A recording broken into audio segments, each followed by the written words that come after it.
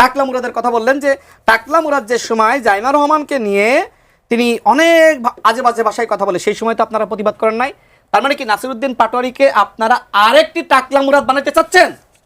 তো এই টাকলা মুরাদ বানানো কি এনসিপির রাজনীতি? এনসিপির কাছ থেকে মানুষ অত্যন্ত সৃজনশীল ভালো রাজনীতি না না এখন বলতেছি, আমি তো এখন বলতেছি আপনাদের কাছ থেকে এনসিপি ছিল না, ঠিক আছে যে ভাষা বলছে এই ভাষা কি কি বলছেন আমি শেষ করি, আমি তো সেটাই বলছি। আমি ওই জায়গায় তো এটা বলি না, যেহেতু তার উদাহরণটা এনেছেন, ওই সময় আপনি কেন পারলেন না? না ওই সময় বিএনপির জায়গা থেকে আমাদের জায়গা থেকে যথেষ্ট পরিমাণ প্রতিবাদ করা হয়েছিল, সবাই প্রতিবাদ, আপনি নিজেও প্রতিবাদ করেছেন। সুতরাং আপনি কেন সেই টাকলা মুরাদের উদাহরণটা আনলেন? তার মানে আপনারা কি টাকলা মুরাদ হতে চাচ্ছেন? কেন হবে আমি জানি না এনসিপি নেতারা কি এখন টাকলা মুরাদ হতে চায়? না না আপনারা হামলা কেন করেন? হামলার কথা সিগন্যালটা দিয়ে শেষ করি। তিনি বললেন যে আপনারা তো সিগন্যাল দিচ্ছেন, দেখেন হ্যাঁ আমি বলেছি যেহেতু নাসিরউদ্দিন আমরা এনসিপি বড় হোক আমরা চাই, কারণ এনসিপির সংগ্রাম আছে, ভূমিকা আছে। এখন কথা হলো আমি যেটি বলেছি যেহেতু নাসিরউদ্দিন পাটোয়ারি সর্বত্র গিয়ে গালিগালাজ করছে, ওই এলাকার কি গালি দিচ্ছে একটু বলেন না, একটা গালির কথা বলেন ভাই, এগুলো বলার মতো এগুলো তুই করে কথা বলা আছে, মন্ত্রীকে তুই করলে অসুবিধা কি? মানে কি তুই করে কেন বলতে পারবে না? তুই তো করি কি বলেন আপনি একটু আগে জামাতের আমির বলতেছেন না, কিন্তু আপনি তো সচিব পদমর্যাদা ওয়ারেন্ট অফ প্রেসিডেন্স অনুযায়ী আপনি তো তার থেকে আমি রাজনৈতিক সহকারী, আপনি কি তাকে রাজনৈতিক সহকারী হন, কিন্তু আপনি তাকে মাননীয় বলে আপনি তো সম্বোধন করা উচিত, আপনি সেটা করছেন? আমি রাজনৈতিক ব্যক্তিত্ব,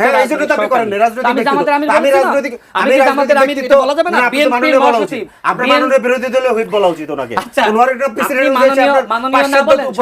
আপনি মাননীয় না বলেন, আপনার তো রাজনৈতিক পরিচয় আছে, সেই পরিচয়টা দেন। আপনি সেটা দিচ্ছেন না, তুই কোথাও কোনো সিগন্যাল নাই, কিন্তু ওই এলাকার মানুষ যারা ওই জনপ্রতিনিধিকে ভালোবাসে সেই জনপ্রতিনিধি তার যে ভক্তগুলো আছে তারা ক্ষুব্ধ হচ্ছে। এই জন্য বলছি এনসিপি পজিটিভ রাজনীতি করুন, এটা সব পালিত সন্ত্রাসী, এগুলো সব পালিত সন্ত্রাসী, কোন ভক্ত কোন না এখানে পালিত সন্ত্রাসী তো আপনাদেরও আছে। এই যে রাজশাহী বিশ্ববিদ্যালয়ে লাইব্রেরির মধ্যে হামলা হয়েছে, আপনারা কি এটার বিষয়ে প্রতিবাদ করেছেন? জাহাঙ্গীরনগর বিশ্ববিদ্যালয়ের ছাত্রলীগের একজন নেতাকে আপনাদের ওই সময়কার সমন্বয়করা পিটিয়ে হত্যা করেছিল, প্রতিবাদ করেছে। আমাদের দলের কেউ করছে এটা? ওই সময় তো সমন্বয় ছাত্রদলের নেতারা ছাত্র দলের সবচেয়ে বেশি সমন্বয় ছিল। জাহাঙ্গীরনগরের বিধি হচ্ছে ছাত্র দল, এটা তো পরে সবথেকে বেশি সমন্বয় ছিল, এটা স্বীকার করলেন, ধন্যবাদ। ছাত্র দল দখল করে রাখছে। আমার কথা হলো আজকে ঠিক আছে আওয়ামী লীগের পতন হয়েছে, ছাত্রলীগের পতন হয়েছে, আপনি কি ছাত্রলীগের পিটিয়ে মারতে পারেন? না আমি কেন আপনাদের জোটের যারা আছে তারা এগুলো করতেছে বিভিন্ন জায়গায়। আপনি যে মামলা করলে বলবেন যে ভাই আপনি তো আমার শেখ হাসিনা হয়ে গেছেন, যে সময় মামলা হয়েছিল শুনেন, ও আপনি কি আপনি প্রতিবাদ করেছেন, পিটাই মারবেন পাটোয়ারির নামে একটা মামলা করেছিল, এরপরে কি জামাতের পক্ষ থেকে বিবৃতি দেওয়া হয়েছিল, পিটাই মারবেন বিবৃতি দিয়েছিলেন না, পিটাই মারবে বুঝছেন না, পিটাই কেন মামলা হইছে ওরা এই যে আপনি বলছেন না, আজকে জামাতের আমির কি বললো, জামাতের আমির বলল যে আমরা এখন দেখতেছি যে সেই পুরানো ফেসিবাদ, মানে কি দেখেন জামাতের আমির কি অতীতে কথা বলতে পেরেছে? ফেসিবাদ থাকলে খুন থাকলে আজকে বাংলাদেশে কথা বলতে পারতেন, মিছিল করতে পারতেন। কথা বললেই মার, এটা তো ফ্যাসিবাদী পথ। আপনাকে কে কোথায় মারছে বলেন? একবার হামলা করা হয়েছে। আপনাকে কোথায় হামলা করেছে? আরে ভাই নাসিরউদ্দিন পাটোয়ারিকে হামলা করা তো এনসিপির উপর হামলা। নাসিরউদ্দিন পাটোয়ারিকে আপনি টাকলা মুরাদ বানাবেন, গালিগালাজ করবেন, এইগুলো আপনি দেখেন সে কোথায় বলছে টাকলা মুরাদ? ভাই আপনি মামলা দেন, আমাকে দিয়ে সেই গালিগুলো সামনে আবার চেষ্টা করতেছে, আপনি নিজেও জানেন। না না আপনি আইনের শাসন চান কি? অবশ্যই আইনের শাসন চাইলে মামলা দেন, জেলে নেন। না মামলা সেই সময় তো আপনি আবার প্রতিবাদ করবেন। আপনি এর আগে যে সময় মামলা হয় আপনি প্রতিবাদ দিয়েছিলেন। আপনি বলেন যে কোন কথায় প্রতিবাদ দেওয়া লাগবে। আপনি তুইতুকারির জন্য যদি প্রতিবাদ দিতে হয় তাহলে আমি এর জন্য প্রতিবাদ দিতে রাজি। তাহলে আপনি কি আপনার না আপনি আমাকে তুই বলেন, আপনি আমাকে তুই বলেন, কোনো অসুবিধা নেই, কোনো সমস্যা নাই। আপনার বড় ভাইয়ের সাথে আপনি তুইতুকারি করতে পারেন, কোনো সমস্যা নেই। সংস্কৃতি আপনার বাবার সাথে আপনি তুইতুকারি করতে পারেন। না না আপনার বাবার সাথে আপনি তুইতুকারি করতে পারেন, আমাকে বলেন আপনি পিটাবেন না, পেটাচ্ছ কোথায়? কোথায় নাসিরউদ্দিন পাটোয়ারির উপর হামলা হচ্ছে? সাথী সালামের উনি মির্জা ফখরুল ইসলাম আলমগীরের টেনেছেন, মানে উনাকে যোগ্যতা অযোগ্যতা আপনি যাকে যোগ্য মনে করবেন আমারও তাকে যোগ্য মনে করতে হবে। What is this? এটা কি রে ভাই? এটা ফ্যাসিবাদী আচরণ। আমি মির্জা ফখরুল ইসলাম আমি নিজে বক্তব্য দিচ্ছি, আপনি শোনেন। মির্জা ফখরুল ইসলাম আলমগীরকে আমি স্বীকার করি, উনি ফ্যাসিবাদ বিরোধী আন্দোলনের আমাদের রাজপথের সিপাহ সালার ছিলেন, কোনো অসুবিধা নাই। বাট উনি নিজে 2 দিন আগে যে কথা বলেছেন, এরপরে তো ধরেন আমিও মনে করি যে ওনার এই পদে থাকার নাই, সক্ষমতা নাই কিংবা যোগ্যতা নাই। কেন? উনি নিজে 2 দিন আগে বলতেছেন যে কোনো কিছুই বদল হয়নি, সব আগের মতোই ঘুষ দুর্নীতি চলতেছে। তা ভাই কোনো কিছু বদল হয় নাই, সব আগের মতো ঘুষ দুর্নীতি চলতেছে। আপনি 6 মাসে কি করলেন? আপনাকে তো এই যে আপনি যে লালবাতি জ্বালিয়ে যে গাড়ি চালান, জেসি গাড়ি, আপনি যে এসি রুমে বসে অফিস করেন, যে হেয়ার রোডের যে বাংলোতে থাকেন, এগুলো সব পাবলিকের ট্যাক্সের পয়সা হয় এবং এগুলো ঠিক করার জন্য পাবলিক আপনাকে ভোট দিয়ে ওই পদে পাঠিয়েছে। ঠিক করতে না পারলে ছেড়ে দেন, তার মানে আপনার যোগ্যতা নাই। এটা আমি বলতেছি ভাই। ওনাকে যদি আমি যোগ্যতা মনে করতাম তাহলে আমি ওনাকে নেতা মেনে আমি বিএনপি করতাম, খুব সিম্পল। আমি তো ওনাকে যোগ্য মনে করি না বিধাই তো আমি অন্য একটা দল করি। তো এটা আমি বলতে পারবো না। এটা বললে কি শিষ্টাচারের সমস্যা হয়ে যাবে? তাহলে এটা বলার জন্য আমার কি করা লাগবে?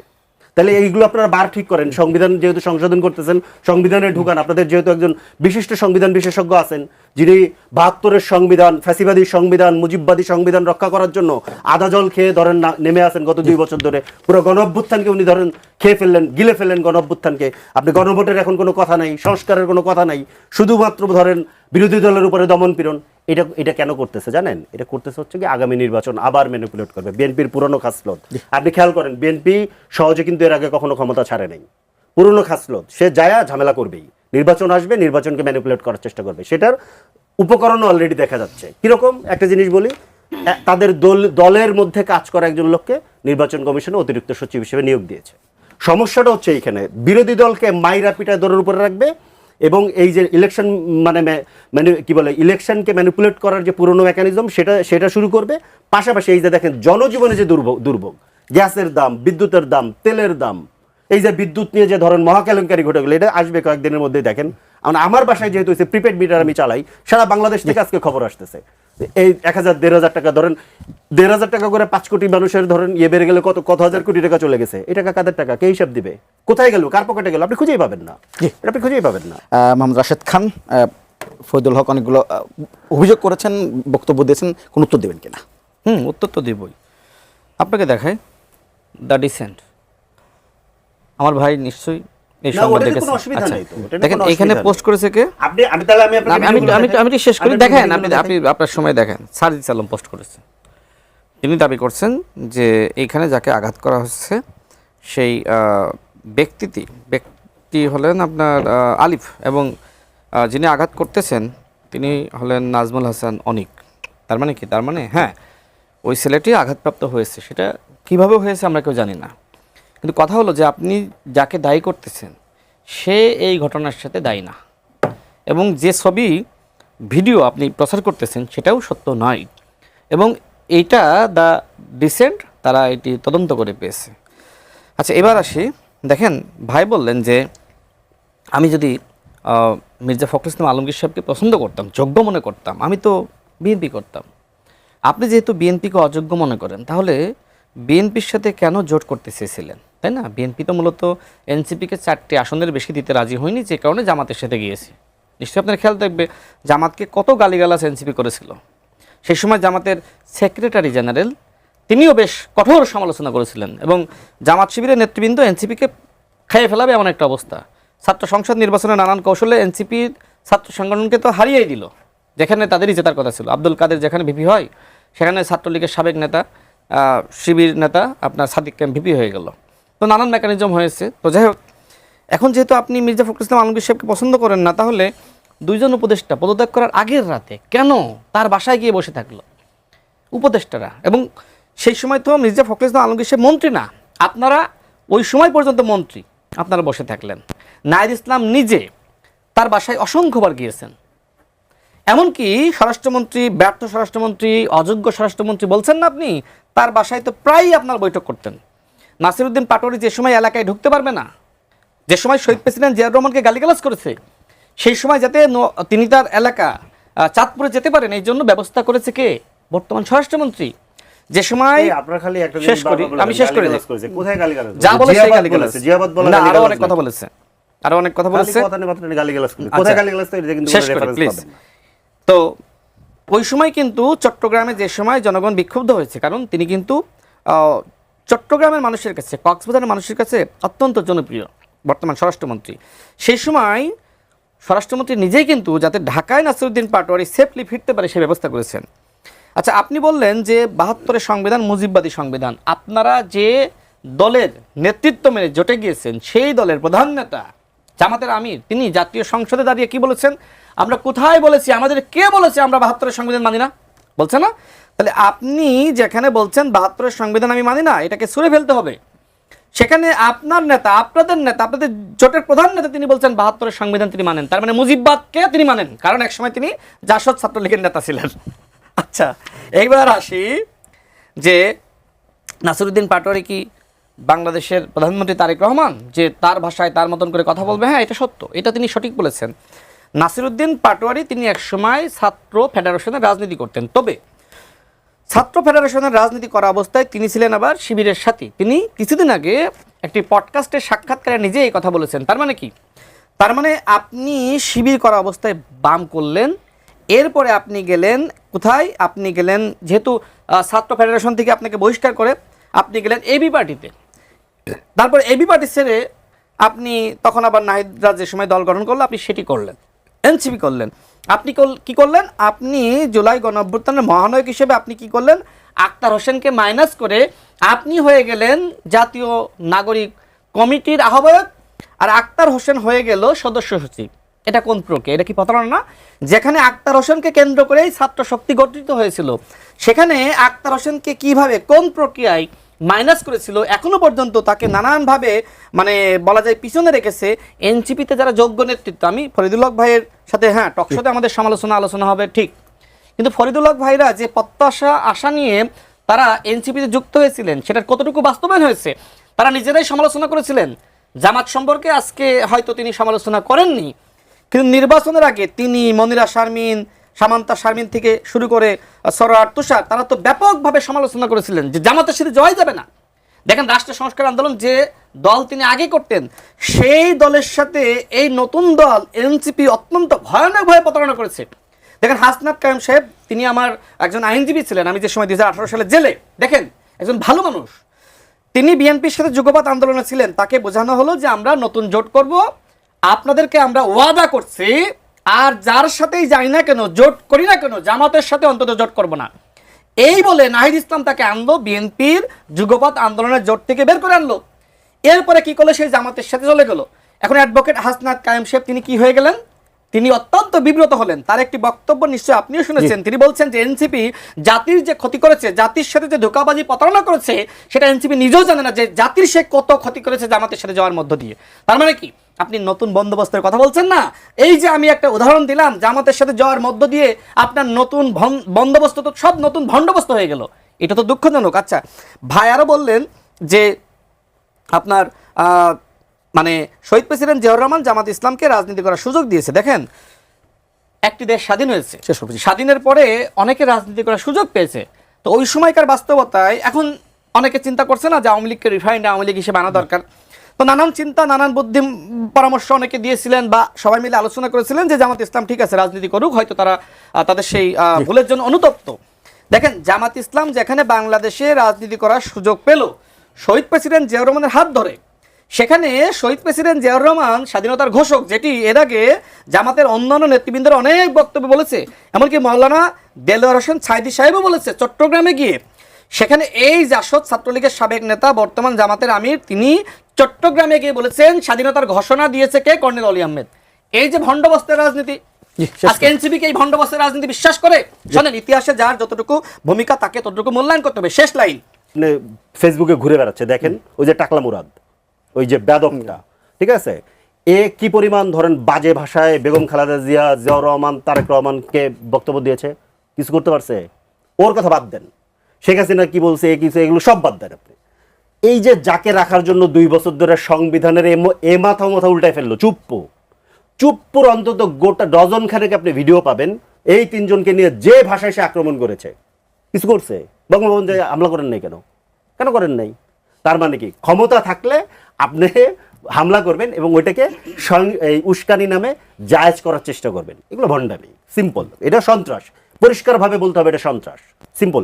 এবং যদি এবং রাষ্ট্রীয় সন্ত্রাস, আপনি খেয়াল করে থাকেন, একজন ব্যক্তিকে অ্যারেস্ট করা হয়েছে, ভিডিও তারা নিজেরা চাপা করতেছে, একজনকে অ্যারেস্ট করা হয়েছে, একজনকে বহিষ্কার করা হয়েছে, করা হয়নি। তার মানে এটা সেন্ট্রালের সিদ্ধান্ত। এবং উনি নিজে কিন্তু গতকালকে না পরশুদিন বক্তব্যের মধ্যে বলেছেন নাসিরুদ্দিন পাটোয়ারি স্যার আসেন, আমরা প্রোগ্রাম করতে দিব। তার মানে কি এটা ওনাদের প্ল্যান। আরেকজন নেতাও কিন্তু বলেছেন, আরেকজন সম্ভবত জামালপুরের একজন এমপি এবং উনি সম্ভবত মন্ত্রীও, উনিও কিন্তু একই কথা বলেছেন। তার মানে এটা একটা বিএনপির প্ল্যান যে আসলে এনসিপির উপর আক্রমণ করা হবে, এবং এই আক্রমণ করার জন্য ওনারা একটা গ্রিন সিগন্যাল দিয়ে দিয়েছে, এই জন্য কারোরই কিছু হয়নি, এটা পরিষ্কার বোঝা যায়। নাসিরুদ্দিন পাটোয়ারি নাকি উনিকে ফোন করে বলেছিলেন যে আর গালাগালি করবেন না। হ্যাঁ, এটা ওনাদের ব্যক্তিগত ব্যাপার, আমি এটার মধ্যে যেতে চাই না। আমি সামনে যেটা হয়েছে সেটা দেখতে চাই, আমি এর ব্যক্তিগত আলাপের মধ্যে আমি যেতে চাই না। আচ্ছা, আর একটা জিনিস হচ্ছে, মায়ের দোয়া ক্রিকেট বোর্ড অথবা বাপের দোয়া ক্রিকেট বোর্ডে ঢুকাইছেন। ওনার ছেলে নির্বাচনের কয়েকদিন আগে একটা পোস্ট দিছিলেন ওনার লিঙ্কডইন প্রোফাইলে, পোস্ট দেওয়া জাপানের সাথে একটা বিজনেস এগ্রিমেন্ট তখন হতে যাওয়ার কথা, এটা নিয়ে উনি বলছিলেন যে এই সরকারের এটা করা উচিত না। ঠিক আছে, ওয়েল, ভালো, সরকারের এটা করা উচিত না, খুব ভালো কথা, ভালো কাজ করেছেন। খুব রিসেন্ট জাপানের সাথে একটা আলাপ আবার আগাইছে, ওই আলাপটাই সম্ভবত আবার নতুন করে শুরু হয়েছে। জাপান 2টা ব্রিজ করবে, $3.4 বিলিয়ন যেটার হচ্ছে গিয়া মূল্যমান বাংলাদেশি টাকায় 42,000 কোটি টাকা। এইটার লোকাল পার্টনার হিসেবে কাজ করবে ওনার ছেলের কোম্পানি, যেই কোম্পানিটা চালু হয়েছে হচ্ছে অক্টোবর 2024-এ। তার মানে খেয়াল করেন গণঅভ্যুত্থানের পরে। তার মানে এই কোম্পানির কোনো এক্সপিরিয়েন্স নেই, এটার কমপ্লিটলি পলিটিক্যাল প্রভাবে এই কাজটা করার চেষ্টা করা হচ্ছে, যেখানে এই ধরনের কাজে সাধারণত এই লোকাল কোম্পানিকে 3 থেকে 5% নিয়ে দেওয়া হয়, কি বলে যে কমিশন দেওয়া হয়। তাদের ধরেন 1200 থেকে 2000 কোটি টাকা সুন্দর করে ওনার পকেটে ঢুকে যাবে, তাই এইটা হচ্ছে ধরেন ওনাদের পুরনো বন্দোবস্ত। আচ্ছা। সেই বন্দোবস্তের মধ্যেই ধরেন চলতেছে আচ্ছা, বাংলাদেশ। আমি যে রাশেদ খান এই যে ফরিদুল হক বক্তব্য দিলেন, আমি এনসিপি নেতারা যখন বক্তব্য দেন এক ধরনের তারা সমালোচনা করেন এবং একটু অভিনব কায়দায় সমালোচনা করেন আমরা শুনছি, এবং এর মধ্যে কয়েকজনের বক্তব্য আপনাদের ভাষায় বেশ উস্কানিমূলক, বিশেষ করে নাসিরউদ্দিন পাটোয়ারির ব্যাপারটা আসে। আমি এনসিপির এই নেতাদের বক্তব্যগুলো আপনার কাছে কেমন লাগে তারা যখন সমালোচনা করেন? আমার কাছে আমাদের ফরিদুল হক ভাইয়ের প্রশ্ন ছিল, উনি অনেক দিন ধরে চিন্তা করছিলেন যে সময় আমার সাথে তিনি আলোচনায় বসবেন এই প্রশ্ন করবেন যে আসলে তাহলে কারা আসলে বাংলাদেশে ভণ্ডবস্তের রাজনীতি করছে। আপনাদের যারা নেতৃত্ব দিচ্ছে তারা ঐতিহাসিকভাবে বাংলাদেশে ভণ্ডবস্তের রাজনীতি করছে। আর এই কারণেই আমি বলি যে এনসিপি তো বলেছিল যে আমরা বাংলাদেশে নতুন বন্দোবস্তের রাজনীতি করতে চাই, কিন্তু যে সময় ভণ্ডবস্তের রাজনীতি কোনো দল সেই 71-এর আগ থেকে শুরু করেছে, সেই তাদের সাথে তাদের নেতৃত্ব মেনে আপনি জোটে যান, তখন তো আপনার নতুন বন্দোবস্ত থাকে না, তখন ভণ্ডবস্তুই আপনাকে নেতৃত্ব দেয়। আমি সেটাই বলেছি, আশা করি আপনি উত্তর পেয়েছেন। আচ্ছা, তিনি আবার বললেন যে মানে ছাত্রদলের কয়েকজন নাকি একজনের চোখ উপড়ে ফেলেছে, এই সংক্রান্ত কোনো সংবাদ এখনো পর্যন্ত কোনো গণমাধ্যমে আসে নাই। দেখেন দ্য ডিসেন্ট, যেটা আপনার শিশির সাহেব তিনি পরিচালনা করেন, সেখানে উল্লেখ করা হয়েছে যে ছেলেটির ছবি ছাত্রদল হিসেবে দাবি করা হচ্ছে যে সে আরেকটি ছেলে সম্ভবত এনসিপি করে তার চোখে আঘাত করেছে, এই ছবিটি এই ছাত্রদল নেতার সম্পর্কে যেটি বলা হচ্ছে এটি সঠিক নয়। আমি এটি দেখাতে পারবো, আমি নিজে এটি পড়েছি। তার মানে কি, এবং ওইখানে উল্লেখ করা হচ্ছে যে এনসিপি যে ছবিগুলো প্রচার করছে হামলার, এই ছবিগুলো আসলে সঠিক নয়, মানে ওই ছেলেটিকে নিয়ে যে ধরনের ছবি প্রচার করতেছে। তার মানে কি, তার মানে ওই ছেলেটি কোথায় কিভাবে আঘাতপ্রাপ্ত হয়েছে সেটি আসলে এখনো পর্যন্ত আমরা কেউ স্পষ্ট না, এবং দ্য ডিসেন্টে এটি স্পষ্ট করা আছে।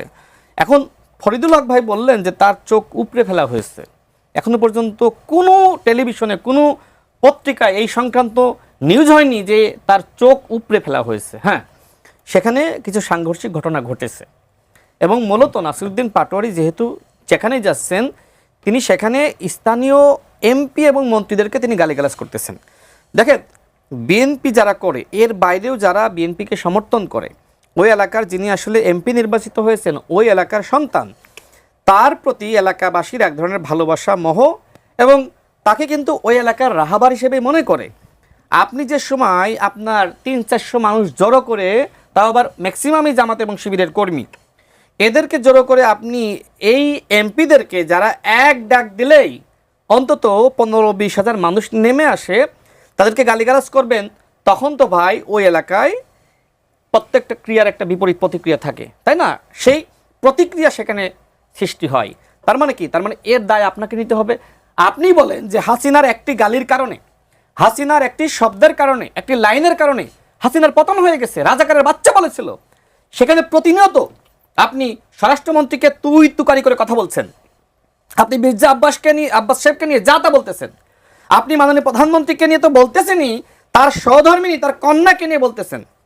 আপনি বলতেছেন যেখানে মির্জা ফখরুল ইসলাম আলমগীর সাহেবকে বাংলাদেশের একজন সজ্জন রাজনীতিবিদ বলা হয়, তার ইমেজ সম্পর্কে মানুষ অনেক প্রশংসা করে, সেখানে আপনি বলতেছেন যে তিনি তো মন্ত্রী হওয়ার যোগ্য নন, তিনি কিভাবে রাষ্ট্রপতি হবেন, এবং যে ভাষায় কথাগুলো বলেছে। আচ্ছা, এই ভাষায় কথাগুলো বলার পরে আবার আপনি বলছেন যে আমি এই গালিগালাজগুলো এগুলো আমার অধিকার, শব্দের বিপরীতে আপনি শব্দ বিনিময় করেন, এই কথাগুলো এনসিপি বলছে। এনসিপির নারী নেত্রীরা, এনসিপির অন্যান্য নেতারা তারা ফেসবুকে পোস্ট করতেছে যে আপনাকে আমি গালি দিয়েছি, আমাকে আপনি গালি দেন। তার মানে কি, গালি দেওয়া যদি আপনার স্বাধীনতা হয়, তাহলে ওই এলাকার মানুষ যারা আসলে জনপ্রতিনিধিকে ভোট দিয়ে নির্বাচিত করেছে তারাও ক্ষুব্ধতা ব্যক্ত করা তাদেরও স্বাধীনতা আছে। যেখানে হাসিনার পতন হয়েছে কেন, আজকে আমরা প্রতিরোধ গড়ে তুলেছিলাম খালি হাতে। বাংলাদেশের জনগণ যার যে সামর্থ্য ছিল সেই সামর্থ্য অনুযায়ী শেখ হাসিনার বাহিনীকে প্রতিরোধ করেছিল, এবং এইটা একটা গণ অভ্যুত্থান ছিল। গণ অভ্যুত্থানে কি কি হয় আমরা সবাই জানি, দেখেছি। ছাত্রলীগকে বাঁশের লাঠি হাতেই বিতাড়িত করা হয়েছে। সুতরাং আপনি যদি বলেন যে আমি গালি দেবো আর তুমি চুপ থাকবা শুনবা, তুমি পাল্টা গালি দিবা, এটা বাংলাদেশের রাজনীতি না। এবং এই রাজনীতি আপনারাও করে আপনাদের উত্থান হয়নি, আপনারাও প্রতিরোধ করার মধ্য দিয়ে আপনাদের উত্থান হয়েছে। সুতরাং আপনি যে সময় আমাদের মাননীয় প্রধানমন্ত্রীকে গালিগালাজ করবেন, আপনি সমালোচনা করেন। যদি মাননীয় প্রধানমন্ত্রীর কোনো ভুল থাকে আপনি সেইভাবে সমালোচনা করেন, গঠনমূলক পরামর্শ দেন। আপনি বলেন যে এইটা গণঅভ্যুত্থানের সরকার, রাষ্ট্র পুনর্গঠনে আমাদের সবার ভূমিকা রাখতে হবে। কিন্তু আপনি কি করতেছেন, আপনার ভাষায় হলো সরকারি দলকে গালিগালাজ করা, ভিলিফাই করা, মিথ্যাচার করা, প্রপাগান্ডা করা। আজকে দেখেন আমি অবাক হয়ে গিয়েছি, কর্নেল অলি আহমেদ একজন বর্ষিয়ান রাজনীতিবিদ, তিনি আমাকে ইঙ্গিত করে বলেছেন যে বাপ মায়ের পরিচয় নাই, জাতীয় নেতাদের নিয়ে সমালোচনা করে। এরপরে রয়ের এজেন্ট, মুসাদের এজেন্ট, এরকম এজেন্ট বানিয়ে তিনি আমাদেরকে মানে বক্তব্য দিয়েছেন। দেখেন আমি যে বক্তব্য দিয়েছিলাম সেটি হলো, প্রথম আলো পত্রিকা একটি সংবাদ প্রকাশিত হয়েছিল যে ওই সময় জনেক মাসুদ করিম নামের একজন ব্যক্তি, যিনি গোয়েন্দা সংস্থার এজেন্ট ছিলেন এবং অন্তর্বর্তীকালীন সরকারের সময় তিনি অ্যারেস্ট হয়েছেন। তার কাজটা ছিল, আমরা যারা বাংলাদেশে অপোজিশনের রাজনীতি করি, একের পর এক আর্টিফিশিয়াল ব্যর্থ আন্দোলন সৃষ্টি করা, এবং সেই আন্দোলন যে সময় বারবার ব্যর্থ হবে, যে আমরা মাঠে নামলাম সফল হইল না, তখন তো আমরা হতাশ হয়ে ঘরে বসে যাবো, তাই না? তো এই ধরনের একটি প্রজেক্ট হাতে নিয়েছিল এবং এই প্রজেক্টের মাস্টারমাইন্ড ছিলেন এই কর্নেল অলি আহমেদ। এটা প্রথম আলো পত্রিকার সংবাদ, আপনি দেখতে পারেন, গুগলে সার্চ দিলে পেয়ে যাবেন। তো আমি যে সময় তিনি বলছেন যে ছোট ছেলে নাহিদ ইসলাম, মাওলানা মামুনুল হক যে সময় জামাতের আমির ডাক্তার শফিকুর রহমানের নেতৃত্বে একতাবদ্ধ হয়ে রাজপথে নামবে, বিএনপির 7 দিনে পতন হয়ে যাবে, তার সেই বক্তব্যকে কট করে আমি তার এই সমালোচনা করেছি যে ওই সময় তো কর্নেল অলি আহমেদ নিজে গোয়েন্দা সংস্থার ফাঁদে পা দিয়েছিলেন এবং এটা বাস্তব এবং সত্য। আর তিনি আজকে আমাকে রয়ের এজেন্ট বানাচ্ছেন, মুসাদের এজেন্ট বানাচ্ছেন, যেখানে ঢাকা বিশ্ববিদ্যালয়ে আমরা সেই এনআরসি এবং সিএএ বিরোধী যে আন্দোলন ভারতে হচ্ছিল সেটা সমর্থন জানিয়ে নুরুল হক নূরের রুমে আমাদেরকে হত্যা চেষ্টা করেছিল এদেশীয় যারা প্রকৃতপক্ষে রয়ের এজেন্ট। বাংলাদেশে যদি নরেন্দ্র মোদীর আগমন বিরোধী আন্দোলন কারা করেছিল, আমরাই করেছিলাম। সেই সময় ফরিদুল্লাহ ভাই আমাদের সাথে ছিলেন এবং তিনি নিজেও এর দায় নেবেন না বলে তিনি ওই সময় যুব অধিকার পরিষদ ছেড়েছিলেন। আজকে জানি না তার অবস্থান কি, কিন্তু তিনি এর দায় নিতে চাননি। প্রেস বিজ্ঞপ্তি দিয়ে তিনি আমাদের এই আন্দোলনকে সমর্থন করেন নাই, তিনি দল ছেড়েছিলেন, আমাদের সাথে সম্পর্ক ত্যাগ করেছিলেন। আজকে সেই রাশেদ খান, নুরুল হক নূরদেরকে বলা হচ্ছে রয়ের এজেন্ট। আজকে আমাদের সিনিয়র নেতাদের ভাষা যদি এইরকম হয়, আমার বাপের পরিচয় নাই, মায়ের পরিচয় নাই। দেখেন আমার বাপ মা যদি 18 সালে রাজপথে না নামতো আর কোটা আন্দোলন সফল না হয়তো, 24 সালের গণঅভ্যুত্থান হয়তো না, আজকে আপনি কর্নেল অলি আহমেদ যে আমার বাপ এবং মাকে নিয়ে কথা বলছেন, এই বাংলাদেশে আপনি এই ভাষায় কথা বলতে পারছেন না। হ্যাঁ, আপনার 71-এ ভূমিকা আছে, শ্রদ্ধা জানাই, কিন্তু আপনি যে সময় স্বাধীনতা বিরোধী শক্তি জামাতের সাথে হাত মিলিয়েছেন এবং বিএনপিকে আপনি ক্ষমতাচ্যুত করার হুমকি দিচ্ছেন, সেই সময় প্রকৃতপক্ষে 71-এর যে অর্জন, সেই অর্জনকে আপনি ধূলিসাৎ করেছেন। আপনি তো আচ্ছা, আর একটা বক্তব্য 1 মিনিটে শেষ করি। 1 মিনিটে আপনি তো সমালোচনার বক্তব্য সমালোচনা দিচ্ছেন, আপনি তো সমালোচনার জবাবে সমালোচনা করছেন, তাহলে অন্যরা কেন সমালোচনার জবাবে মার দিচ্ছেন? আমি তো বাপ মা নিয়ে কথা বলা আর রাজনৈতিক সমালোচনা করা কি এক জিনিস? কর্নেল অলি আহমেদের মতন একজন বর্ষিয়ান মানুষ যে সময় রাশেদ খানের বাপ এবং মায়ের পরিচয় নিয়ে প্রশ্ন তোলে, তখন বাংলাদেশের রাজনৈতিক সংস্কৃতি কোথায় গিয়ে দাঁড়ায়? আজকে দেখেন জামাতের আমির ডাক্তার শফিকুর রহমান তিনি বলছেন যে এখন আর বিসিএস দেওয়া লাগবে না, 3 মাসের প্রশংসা করলেই আপনি সচিব হয়ে যাবেন। দেখেন বাংলাদেশের যিনি প্রধানমন্ত্রী হন, একজন বিশেষ সহকারী, রাজনৈতিক সহকারী, কাদেরকে নিয়োগ দেন? আজকে আমাদের যিনি আগামীতে প্রধানমন্ত্রী হতে চান, যিনি ইতিমধ্যে ফেসবুকে প্রধানমন্ত্রী, তিনি আজকে এই ভাষায় কথা বলছেন, মানুষকে বিভ্রান্ত করছেন, মানুষকে কিভাবে প্রপাগান্ডার মুখোমুখি করতে। কি বলবেন যখন 10 সেকেন্ডে যখন জামাতের আমিরের মতন ব্যক্তি এবং কর্নেল অলি আহমেদের মতন ব্যক্তিরা একসাথে বাংলাদেশে প্রপাগান্ডা, গুজব, মিথ্যাচার, কারোর বাপ এবং মাকে নিয়ে প্রশ্ন তোলার রাজনীতি করেন, তখন বাংলাদেশে রাজনৈতিক সংস্কৃতি বলে কিছু থাকে না। এই বিষয়ে আসবো, আমি এই বিষয়ে কথাটা বলবো। দুটো ফোন আছে, ফোনটা নিয়ে আবার আসছে। হ্যালো হ্যালো হ্যালো হ্যালো, জি, আপনার নামটি বলে প্রশ্নটি করেন। আমার নাম মোহাম্মদ জাইনুল আবদিন। জি, জন সাহেব বলেন। আমার প্রশ্ন হলো যে 24 না এলে এই সরকার আসতো না। 24-এ যদি শেখ হাসিনা যদি তত্ত্বাবধায়ক সরকার মেনে নিয়ে যদি একটি নির্বাচন দিত, তাহলে 24 কোথায় যাইতো? আর আমি রাশেদ ভাইকে বলবো যে কিছু মন্ত্রী দিয়ে দেন, তাইলেই সব ঠান্ডা। আচ্ছা, ধন্যবাদ ধন্যবাদ। আপনার আরেকজন আছেন। হ্যালো, হ্যালো, আসসালামু আলাইকুম। ওয়ালাইকুম সালাম। আপনার নামটি বলে প্রশ্নটি করেন। আমি রাজবাড়ি থেকে আব্দুল ওহাব মন্ডল বলছিলাম। জবাব সাহেব বলেন। আমার প্রশ্ন হলো রাশেদ খান ভাইয়ের কাছে যে এই 24-এর আন্দোলন না হলে আমাদের কিন্তু এই নতুন সরকারের পদার্পণ হতো না।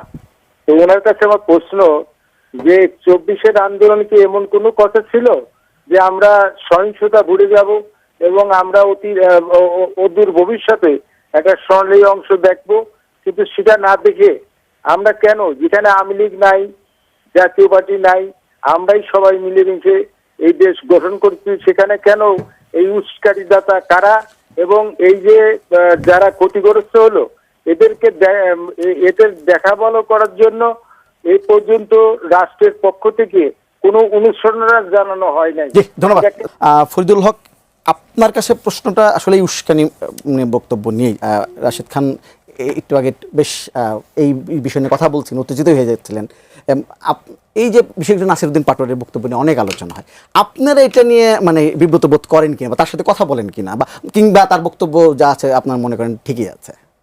নাসিরউদ্দিন পাটোয়ারি সাহেব তো তারেক রহমান সাহেবের মতো করে বক্তব্য দিবেন না, তিনি তার মতো করে দিবেন। তিনি আলাদা ব্যক্তি, উনি আলাদা ব্যক্তি, তো এটা দিয়ে তো কথা বলার কিছু নাই। আর গণতান্ত্রিক রাজনীতিতে ধরেন মানে আপনি মুখের বাইরে অন্য কোথাও যেতে পারবেন না, এটার কোনো স্কোপ নাই। আমি একটু ওনার কয়েকটা পয়েন্ট থেকে আসি। সেটা হচ্ছে যে উনি কর্নেল অলি সাহেবের ব্যাপারে উনি যে অভিযোগ করলেন, উনি যদি এটা বলে থাকেন ওনার বাবা মার বিষয়ে যেটা বলছেন, এটা আমি খুবই মানে একদম স্পষ্ট ভাষায় এটা নিন্দা জানাচ্ছি। কেন? কারণ হচ্ছে যে উনি হয়তোবা ভুলে গেছেন ওনার মনে থাকার কথা, কিন্তু উনি হয়তোবা ভুলে গেছেন যে রাশেদ খানের মা 2018 সালে কোটা আন্দোলনের সময় যখন তাকে গ্রেফতার করা হয়েছিল, খুঁজে পাওয়া যাচ্ছিল না, বেশ কয়েকদিন গুম ছিল, তখন উনি এসে কিন্তু দাঁড়ে দাঁড়ে ঘুরেছেন এবং হচ্ছে যে প্রেস কনফারেন্স করে তার মুক্তি কিংবা তাকে খুঁজে দেওয়ার জন্য সরকারের কাছে আহ্বান জানাইছেন। এটা আমরা নিজের এটার চাক্ষুষ সাক্ষী। আমরা সেই সময় আপনি আমার মায়ের সাথে ছিলেন, হ্যাঁ, আমরা এটা সহযোগিতা করেছি, আপনারাও ছিলেন, আমি সহযোগিতা করেছি। কিন্তু আরেকটা বিষয় উনি যেটা বলছেন, উনি একটা অভিযোগ এই অলি সাহেবের ব্যাপারে দিচ্ছেন। অলি সাহেব ওনাকে একটা পাল্টা অভিযোগ দিয়েছে। উনি বলছেন যে অলি সাহেব ওই যে একটা কি মাসুদ করিম গঙের সাথে যুক্ত ছিল, এটা উনি জানেন, এটা আর কেউ জানে না। অলি সাহেব একটা পাল্টা বলতেছেন যে ওনারও নাকি একটা রর সংশ্লিষ্টতা আছে, এটা আবার অলি সাহেব জানেন, এটা ওনাদের ব্যাপার। এটার মধ্যে আমি আসলে ঢুকতে চাই না। আরটা উনি আর একটা অভিযোগ করছেন, উনি অনলাইনে যেহেতু করছেন, আমার এটা অনলাইনে জবাব দেওয়া উচিত। মোদি বিরোধী আন্দোলনের সময়, মোদি বিরোধী আন্দোলন মূলত মানে তখন গণ অধিকার পরিষদ ছিল না, ছাত্র অধিকার পরিষদ এবং যুব অধিকার পরিষদ ছিল। আমি যুব অধিকার পরিষদের অন্যতম নেতৃত্বে ছিলাম, উনিও ছাত্র অধিকার পরিষদে ছিলাম। আমরা একটা জয়েন্টলি করছিলাম, কিন্তু আমরা কিন্তু ওই আন্দোলনটা যুব অধিকার পরিষদের নেতৃত্বে প্রথমত শুরু হয় এবং এটা কিন্তু আমরা জানুয়ারি মাস থেকে, তো ওই সময় 2021 সালে ফেলানি হত্যার এক দশক ছিল। জানুয়ারি মাস থেকে টানা আমরা এই আন্দোলনটা চালিয়ে নিয়ে যাই এবং একটা পর্যায়ে আন্দোলনটা আমাদের মানে অনেকের সাথে আলোচনা না করে একটা ভিন্ন দিকে টার্ন করানোর একটা ধরনের প্রচেষ্টা করা হয়। এটাও প্রবলেম ছিল না। প্রবলেমটা যেই কারণে ওনাদের সাথে আমার বিরোধটা হয় সেটা হচ্ছে যে ওই সময় আন্দোলনের মধ্যে ব্যাপক মাত্রায় নির্যাতন নেমে আসে, আমাদের অনেক নেতাকর্মী, আমাদের সহযোদ্ধাদেরকে অ্যারেস্ট করা হয়। সেই সময় ধরেন ওনার তৎকালীন নেতা, আমাদেরও তখন নেতা ডাকসুর সাবেক ভিপি নুরুল হক নূর, উনি গাড়ি কেনেন, এটা নিয়ে একটা ধরেন ব্যাপক অভিযোগ আসে। এবং আমি যেহেতু আন্দোলনের ওয়ান অফ দ্য অর্গানাইজার, আমার কাছে অনেকগুলো অভিযোগ আসে যেগুলো আমি পাবলিকলি কখনো বলিনি, কারণ আমি এই ধরনের মানে কি বলে ছোটলোকি কালচারে আমি বিশ্বাস করি না, এই জন্য আমি কখনো পাবলিকলি। আমার কাছে অনেকগুলো অভিযোগ আসে যে আন্দোলনকে কেন্দ্র করে ওনারা একটা টাকা পয়সার লেনদেন, টাকা পয়সার বাণিজ্য করতেছে। তো সেইটা আমাকে আসলে খুব মানে হার্টেড করে যে এইটার জন্য আমি এই আন্দোলন করছি না। হ্যাঁ, সো আলটিমেটলি তখন ধরেন ওই তাদের সাথে আর পথ চলাটা হয় না। তো আন্দোলন আমরা যেটা অর্গানাইজ করেছি, যে আন্দোলনের one of the main organiser আমি, উনি নিজে বলতে পারবেন না, ওনার সেই সময়কার ধরেন আরও 10 জন ধরেন অর্গানাইজারকে ডেকে এনে উনি যদি সরাসরি কথা বলতে চায় উই ক্যান মানে ডিসকাস, ওটা উনি বলতে পারবেন। আন্দোলনের one of the main organiser আমি, ওয়ান অফ দ্য আমার ব্রেন চাইল্ড এটা, যারা আমরা ব্রেন চাইল্ডের এই আন্দোলনটা আমরা ডিজাইন করেছিলাম, আমি তাদের একজন। আমার এই আন্দোলনের থেকে নিজেকে সরিয়ে নেওয়ার কিছু নাই, আমি আসলে তাদের সঙ্গ ত্যাগ করেছিলাম, আন্দোলন থেকে ত্যাগ করছি, ব্যাপারটা তা না। সো এইটা ব্যাখ্যা দেওয়া দরকার ছিল। একটা জিনিস হচ্ছে যে কি বলে যে উনি জামাতকে ভণ্ডবস্তের কথা বলেছেন, জামাতকে ভালো, কিন্তু জামাতকে খেয়াল করে দেখেন 76 সালে জামাতকে রাজনীতি করার সুযোগ করে দিয়েছেন শহীদ প্রেসিডেন্ট জিয়াউর রহমান। 90 সালে জামাতের সমর্থন নিয়ে ক্ষমতায় গিয়েছেন বেগম খালেদা জিয়া, 2001 সালে জামাতকে সাথে করে নিয়ে ক্ষমতায় গিয়ে জামাতকে মন্ত্রিত্ব দিয়েছেন বেগম খালেদা জিয়া, এবং 22 বছর জামাতের সাথে ওনারা জোটে ছিলেন, তখন কিন্তু ভণ্ড ছিল না। খুব ইন্টারেস্টিং কিন্তু। আচ্ছা, আরেকটা হচ্ছে যে ওনারা খুঁজে দেখতে পাচ্ছেন না, ওনারা সরকারে আছেন, ওনার কাছে পুলিশ আছে, রাষ্ট্র আছে, গোয়েন্দা সংস্থা আছে, সব কিছু আছে, কিন্তু কারা হামলা করেছে এখন ওনারা দেখতে পান নাই এটা। কিন্তু এইখানে যারা হামলা করেছে ওনাকে একটু অনুরোধ করবো, উনি পত্রিকায় যেহেতু নিউজ আসেন উনি দেখতে পান নাই, ওনাকে অনুরোধ করবো যারা হামলা করেছে তারা নিজেরা এটা ভিডিও করে এটা ছড়িয়ে দিয়েছে। তাই ওনার কথা এটা বোঝা যাচ্ছে পরিষ্কার যে ওদের কাছে সিগন্যাল ছিল যে তোরা হামলা কর, তাহলে তোদের কিছু হবে না। এই জন্য ওরা ভিডিও করে, মানে আপনি একটা অপরাধ করছেন, সেই অপরাধ আপনি নিজে ভিডিও করে আপনি সার্কুলেট করার মতো দুঃসাহস কোথায় পান? এটা আমি ওনার কথায় পরিষ্কার হলাম, কারণ উনি সুন্দর করে বলছেন যে পত্রিকায় তো নিউজ আসেনি, পত্রিকায় তো ধারণা করছি মিডিয়াগুলোকে ওনারা চাপ দিয়েছেন পূর্বের আমলের মতো। এই জন্য মিডিয়ায় মানে যারা হামলা করছে তারা এটা ভিডিও করে ছড়াচ্ছে, পত্রিকায় কিংবা মিডিয়াতে কেন আসলো না, কিংবা আসলে উনি কেন দেখলো না? নিশ্চয়ই তাহলে এই ঘটনাগুলো আপনাদের নেতৃবৃন্দ যেটা বলছেন, নেতৃবৃন্দ এই পদযাত্রা গিয়ে এই এলাকার এমপিদের গালিগালাজ করছেন বা তাদের গালিগালাজ মানে কি? কোনটা গালি আর কোনটা গালি না কে ঠিক করে দেয়? কোনটা গালি? উনি গালি দেন না, উনিও তো গালি দেন। গালি কোনটা গালি না এটা কি ঠিক করে দেয়? আমরা কি গালির অভিধান ঠিক করছি? এবং গালির অভিধান করে আমাদের পার্লামেন্টে কিংবা ধরেন আমরা কি আইন পাস করছি যে এই গালি দেওয়া যাবে না? আমরা কি এটা করছি? যতক্ষণ পর্যন্ত করি নাই, গালি দিলে যদি আপনার মানহানি, আপনি মানহানি মামলা করেন। রাজনৈতিক শিষ্টাচারের একটা ব্যাপার আছে। শিষ্টাচার কে ঠিক করে দিচ্ছে? কোত্থেকে ঠিক করছেন আপনি? শিষ্টাচার কি ধরেন কোত্থেকে ঠিক হচ্ছে শিষ্টাচার? রাজনৈতিক শিষ্টাচার কি এইটা যে ধরেন মনে করেন যে ওই যে ওনাদের এক সিনিয়র নেতা বলছেন যে মূত্র বিসর্জন করলে বঙ্গোপসাগরে ভেসে যাবে? রাজনৈতিক শিষ্টাচার কি এইটা যে ওনাদের এক মন্ত্রী, বর্তমান মন্ত্রী, তার নেতৃত্বে যুবদলের এক নেতা লম্বা সময় যমুনা ঘেরাও দিয়ে আন্দোলন করে সিটিং অ্যাডভাইজারদেরকে বলতেছেন মাহফুজ একটা সান্ডার নাম, আসিফ একটা ব্যাঙের নাম? এটা রাজনৈতিক শিষ্টাচার কিনা? ওটা শিষ্টাচার হলে এটাও তো শিষ্টাচার, কোনো অসুবিধা নেই তো। এটা মুখের কথা, মুখের কথাকে আপনার মুখের কথা পর্যন্ত রাখতে হবে। আপনি একটা জিনিস খেয়াল করবেন, সহিংসতা এবং উস্কানি আপনি বলছেন না, উস্কানিকে সহিংসতার অজুহাত বানায় কারা? যাদের কাছে ক্ষমতা থাকে। ক্ষমতা না থাকলে যেটা হয়, এই যে